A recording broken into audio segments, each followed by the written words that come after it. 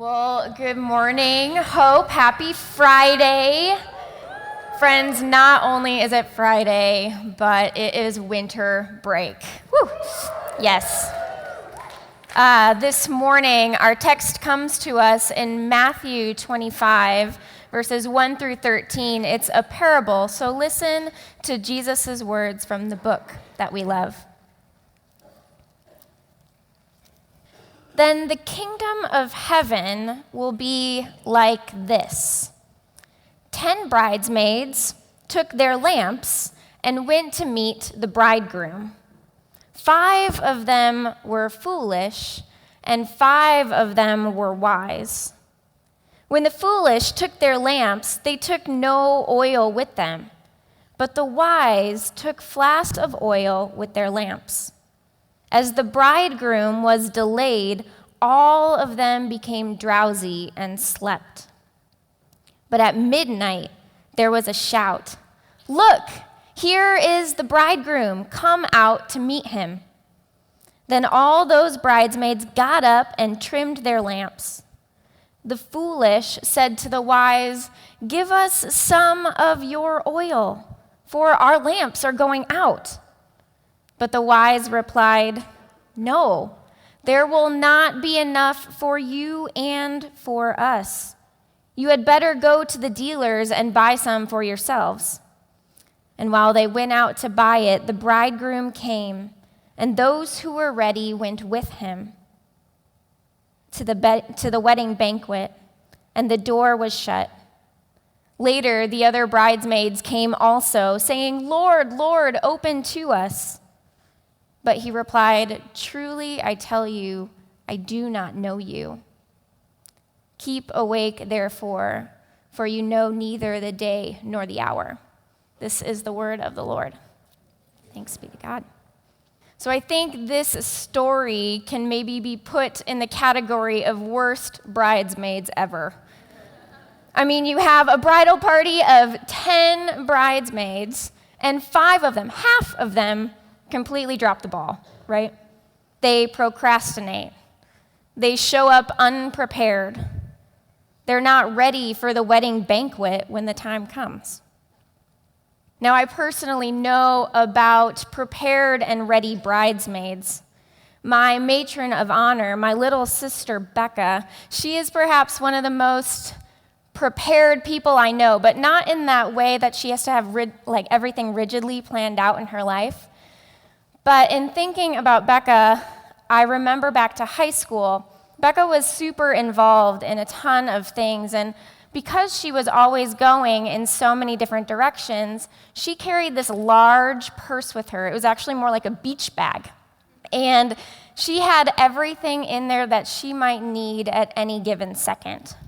Let's see. She had a stick of deodorant, an extra hair ties, a box of crayons.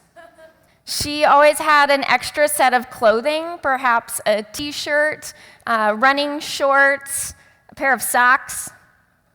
Oh, and Becca, she always had a variety of snacks. In high school, it was probably Pop-Tarts and apples and muffins and granola bars. And to this day, she's actually known in her office and among her friends as someone who still always has a snack on her. And I actually talked to her the other day to ask her if it was okay if I shared all of this with you in this recorded chapel talk, to which she agreed, and she reminded me of 2 more things that I'd forgotten about. One was she always carried a plastic spoon with her, because, you never know when you might need it, and a dryer sheet, because it helps with hair static, especially in the winter. All of that to say, Becca is prepared for anything, at any moment. And I was so grateful to have her standing next to me on my wedding day as one of my bridesmaids. In this parable about bridesmaids, we hear hints of a calling to be prepared. But prepared for what? What is Jesus calling us to? In our parable, we're caught up in this story about a wedding, we've met the 10 young women who are called to be bridesmaids at this moment. And they, along with their lights of lamps, are waiting for the groom in order to escort him to the wedding party. And as part of an ancient custom, the groom is probably inside the house talking to the father-in-law, or his soon-to-be father-in-law, and negotiating the final parts of the marriage contract. And so these girls, they're waiting outside. But apparently this is taking a little bit longer than they expected, and so all 10 of them, they start to yawn, and they decide to find a little cozy spot on the ground and perhaps lean up against one another. And they nod off to sleep while the warm flames of their lamps are still lit. And then all of a sudden, someone shouts into the sleepy silence, "Look, here comes the groom, hurry up, get ready." And the girls are like jerked awake, and they stumble to their feet and reach for their lamps, and they realize that all of their lamps are starting to go out. And so the wise girls, they pull out their flasks of oil, and they replenish their lamps. And the flames, they perk up, and they're ready to process to the party. But the 5 foolish bridesmaids, they're left behind, scrambling to buy oil for their darkened lamps. And when they finally did, they show up to the wedding late. And knocking on the door, the groom comes and says, "Sorry, I don't know you. Be prepared. We may not know when the banquet is going to start, but we should be prepared for the party." Jesus is calling us to be prepared, and I think he's calling us to be prepared, especially for things that we know are coming. I don't think we all need to walk through life with a beach bag purse on our shoulder, although it's fun and helpful when some of us do. But what Jesus is saying here is, as bridesmaids, the waiting girls know that the groom is coming. And when he does come, they all get to go to the party. But in order to get there, they've got to have oil in their lamps. So why not be prepared? Why not bring that extra flask of oil?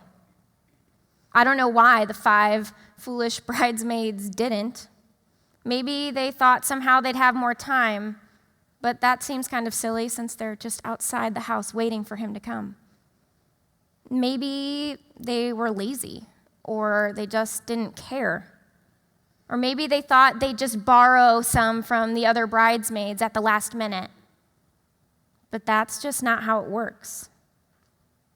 Friends, we are invited to be part of the bridal party, who eventually end up as honored guests at the wedding banquet. And the wedding banquet, as you can perhaps imagine if you've ever been to a wedding reception, the wedding banquet is a place of joy and fellowship and love. It's a celebration. And we are invited to be disciples of Christ who live into this, who live a life of joy and fellowship and love. Earlier in Matthew's gospel, we find Jesus sitting on the side of a hill talking to his disciples, telling them, "You are the light of the world." No one, after lighting a lamp, puts it under a basket, but instead they put it on and it gives light to the whole conversation. Winter break. Path from the house to the wedding party. We need light in our lamps. In order to enter fully into this life as disciples of Christ, we've got to be prepared for what the job actually entails. We need to carry with us the essential things. We've got to be members of the bridal party who have oil in their lamps. And so, what are these things that prevent us from entering into a full life as a disciple of Christ? What are we being called to that we're delaying or waiting to take that next step in discipleship?